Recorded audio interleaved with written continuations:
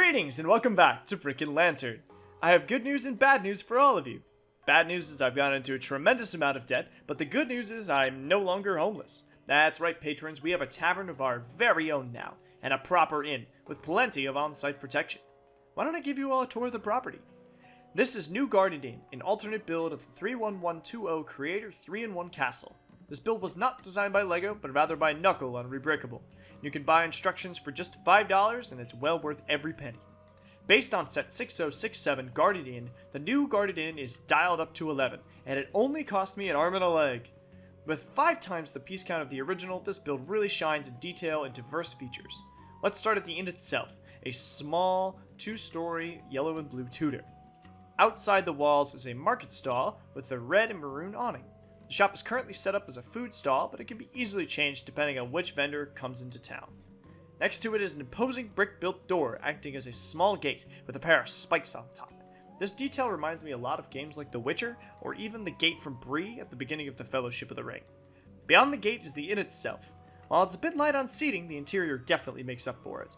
The first floor of the inn is a marketplace, with armor and weapon stands, the backside of the food stall, and a small smithy for visiting adventurers to make equipment repairs or to get that shiny new sword. Upstairs is the main room of the inn, sporting an incredibly comfy chair alongside a gold-gilded fireplace. It's the perfect place to complain about licensed LEGO themes. The room also connects to the walls that ring the entire inn, which is a holdover from the original Garden Inn. The tower atop the inn is hard to access, but it provides a great space to write new YouTube videos, provided I can get back down. Well, heading out onto the walls by the connecting bridge, we reach a large open walkway, big enough for 2 to walk side by side. The parapets are evenly spaced, making great use of these slopes to create a pleasing geometry on both sides. However, the inn defenders might have a hard time with no ballistae or mounted weaponry up here. And speaking of the inn defenders, rather than the Lion Knights of the original Garden Inn, the brave Black Falcons have stepped in to defend anyone on the property. And I just can't express how glad I am that they're here. The set only contains 2 soldiers, but there's plenty of room to add more stationed around the area. In terms of other residents, only the local smith comes with the set, though he and I have become very good friends. I would really recommend adding a few more figures, whether they're more common folk, some knights to interact with the Black Falcons, or a small-time LEGO YouTuber. Wink. Considering adding more figures was impossible for Knuckle, I don't want to pin any blame on them. Continuing on, we reach the 3rd section of the new Garden Inn, the Watchtower. Well, Prison Watchtower. Starting at the prison is a rather simple cell at the base of the tower surrounded by damp stones and greenery. Don't worry, it has a brand new lock though, and I've been told if I miss another mortgage payment on this place, the cell will be my new home. Above the place I don't want to stay is a watchtower accessible by these very nice stairs. This tends to be where all the birds relax, as you can see by the veritable flock up here now. The tower is also wrapped in greenery with a large banner running down the outside. And how could I forget the crane? We all know the best place for treasure is high up, right? And this inn has a treasure crane, a really great play feature with a winch built right into the side of the tower. After all, we do need to keep this treasure safe from anyone prowling around. That's not all, there's a few more places here to see at the inn. Next to the inn is a small mill where the ducks tend to rest, though we do have the occasional chicken fly the roost. There's also a very nice water wheel that helps power the forge. Above that is a nicely curved tower, again a bit hard to get up to, but very peaceful if these ducks would leave me alone. Lastly, behind the inn is a small fire pit. These parts are entirely removable and serve as a nice camp for those who can't afford to stay inside or make a payment that month. That's all there is to see for the mock itself, but it's very easy to make additions. Presenting set 6040 Blacksmith Shop. That's right, one smith behind a wall wasn't enough for me. I won't say much more about this lovely set now, there's already an iron and a fire for this one. Attaching the extra smith was very easily, simply integrate another Technic pin into the wall and there you go. Suffice it to say, I will be adding more modules onto the walls in the future. Now for some critique, analysis, and takes. I gotta keep the lights on somehow. For as stellar as this build process is, there are a few flaws in the process. Namely, the build process. A lot of the sections of this build rely on studs staying where they belong. This was the main source of frustration during my build.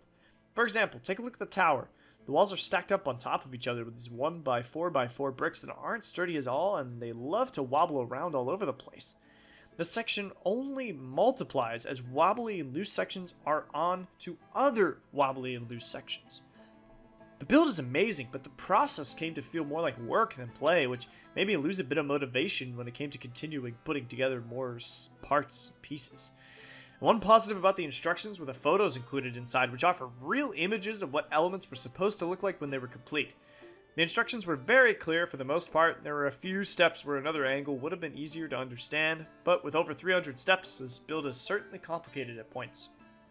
Knuckle makes full use of every piece in the original set, only leaving about 30 or so pieces extra, which really shows the scale of the inn.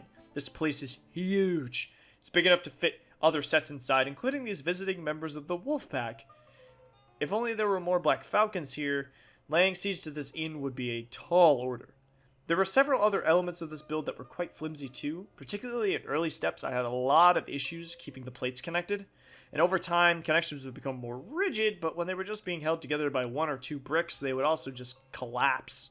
And again, the flimsy connections in some spots led to real issues when it came time to put parts together. My last gripe with this build is the order of parts usage. I bought this set brand new and had some difficulty when it came to finding the parts. All the bags have to be opened, as steps use parts from each bag in each step, so you might have something that uses parts in bag 1 and bag 7, the same step. While this made finding parts a pain, tearing bags just take one piece out. I do admit this may have been due to my personal sorting system, but it was still a pain in the neck. While the build itself was phenomenal, I would warn builder with short fuses to take their time and space this project out. To sum up on pain points, the building process quickly became disorganized and relied very heavily on precarious connections that will come apart at any moment across this build. Knuckle did a fantastic job with the new Guarded Inn. It's towering, it's expansive, and yet so Lego-like. I really adore this build. The color distribution, the included play features, every part of this mock stems from a place of care and intentionality.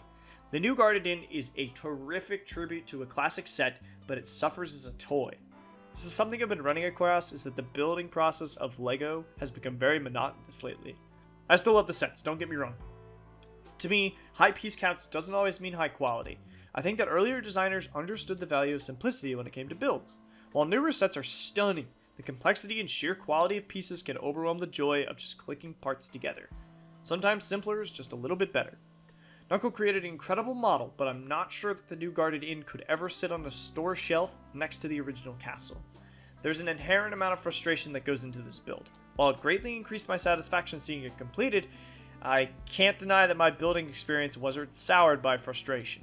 But after a long, hard day of building, nothing beats sitting back in my chair and complaining about licensed sets. I mean, have you seen the new Star Wars Snub Fighter? $35? For what?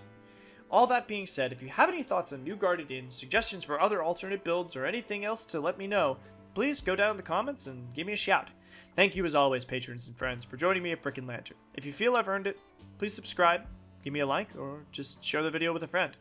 Till next time, take care of yourselves, and have a glass of water. Good night.